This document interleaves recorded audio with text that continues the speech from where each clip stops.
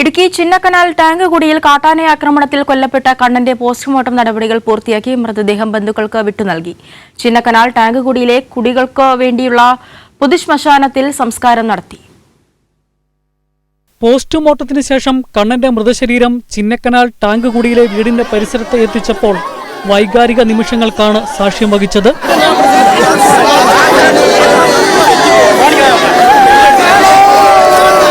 വീടിന് സമീപത്തുള്ള റോഡിൽ അല്പനേരം പൊതുദർശനത്തിന് വെച്ച ശേഷം ആചാരപ്രകാരം തൊട്ടടുത്തുള്ള കുടികൾക്ക് വേണ്ടിയുള്ള പൊതുശ്മശാനത്തിൽ സംസ്കാരം നടത്തി.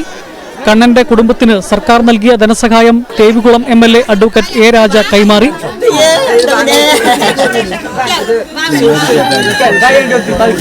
ഈ വർഷം ഇടുക്കി ജില്ലയിൽ കാട്ടാന ആക്രമണത്തിൽ കൊല്ലപ്പെടുന്ന 6ാമത്തെ ആളാണ് കണ്ണൻ. ഇതുവരെ ചിന്നക്കനാൽ, ശാന്തമ്പാറ പഞ്ചായത്തുകളിലായി കാട്ടാന ആക്രമണത്തിൽ മാത്രം കൊല്ലപ്പെട്ടത് 47 പേരാണ്. മനുഷ്യജീവനാണ് വില നൽകേണ്ടതെന്നും കേന്ദ്ര വന്യജീവി സംരക്ഷണ നിയമത്തിൽ ഭേദഗതി കൊണ്ടുവരണമെന്നും ദേവികുളം MLA അഡ്വക്കേറ്റ് A. രാജ ആവശ്യപ്പെട്ടു. തീർച്ചയായിട്ടും മനുഷ്യജീവന് സംരക്ഷണം ഒരുക്കുക എന്നുള്ളതാണ് സർക്കാരിൻ്റെ ഉത്തരവാദിത്വം. അപ്പോൾ അത് പരമാവധി അത് ചെയ്യാൻ വേണ്ടിയിട്ടുള്ള എല്ലാ പ്രവർത്തനങ്ങളും നടത്തുന്നുണ്ട്. ഇപ്പോൾ ഈ സംസ്ഥാനത്ത് തന്നെ ഏറ്റവും കൂടുതൽ RRTകൾ പ്രവർത്തിക്കുന്ന ഒരു മേഖലയാണ് നമ്മുടെ മേഖല. 13 കാട്ടാനകളുടെ കൂട്ടമാണ് ചിന്നക്കനാൽ മേഖലയിൽ കറങ്ങി നടക്കുന്നത്. വ്യാപകമായ കൃഷിനാശമാണ് കാട്ടാനക്കൂട്ടം ഉണ്ടാക്കുന്നത്. ഏലവും കുരുമുളകും അടക്കമുള്ള കൃഷികൾ കാട്ടാനക്കൂട്ടം നശിപ്പിക്കുകയാണ്.